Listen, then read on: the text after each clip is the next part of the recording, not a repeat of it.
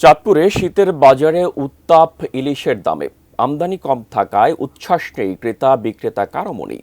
চাঁদপুর মৎস্য অবতরণ কেন্দ্র থেকে বিস্তারিত জানাচ্ছেন প্রতিনিধি বিল্লাল ঢালি। বিল্লাল, কেন এত দাম?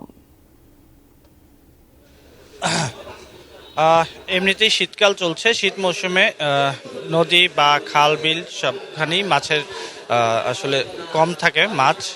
মাছের যেই গ্রোথ, মৎস্য কর্মকর্তার সাথে কথা বলছিলাম, তিনি জানিয়েছেন মৎস্যের যে গ্রোথটা থাকে সেটা কম থাকে, যার কারণে এই সময়টাতে যারা ব্যবসায়ী আছেন তারা মাছ বিক্রির বেশি একটা আগ্রহ দেখান না, যার কারণে মাছের যোগানটা কমে যায় এই শীত মৌসুমে। এমনিতে মেঘনা নদীতেও আসলে যেই পানির তারতম্য, জোয়ার ভাটা, পানিটা কমে যাওয়ার কারণে এখানে মাছের যোগানটাও জমে যায়।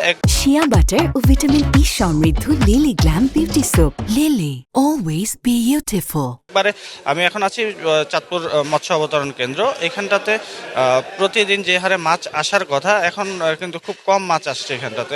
প্রতিদিন 8 থেকে 10 মণ মাছ এখানে বিক্রি হয়, ইলিশ। যেহেতু মাছের যোগান একেবারেই কম, ক্রেতাদের চাহিদা কিন্তু অনেক, সেজন্য এখানে মাছের যে দাম থাকার কথা তার চাইতে বেশ কয়েক গুণ বেশি বলা যায় এখন মাছের দাম চলছে। আমি যদি একটু দামটা জানিয়ে রাখি, 600 থেকে 700 গ্রামের যে ইলিশ আছে এখন বর্তমান বাজারে, সেটা 1800 থেকে 1900 টাকা কেজি প্রতি বিক্রি হচ্ছে। 900 থেকে 1000 গ্রামের যে মাছটা আছে সেই মাছটা এখন 2800 থেকে 2900 টাকায় বিক্রি হচ্ছে। এছাড়া 1 কেজি বা তার উপরে যে মাছটা আছে সেটা কিন্তু 3000 টাকার উপরেই এখন বর্তমান বাজারে বিক্রি হচ্ছে। এছাড়া ইলিশ মাছ ছাড়াও কিন্তু এখানে অন্যান্য মাছ খুব কম সংখ্যক আসছে, যেমন আইড় মাছ, নদীর আইড় মাছ আসছে, পোয়া মাছ আসছে, তারও কিন্তু দাম কিছুটা বাড়তি আছে। মেহেদি।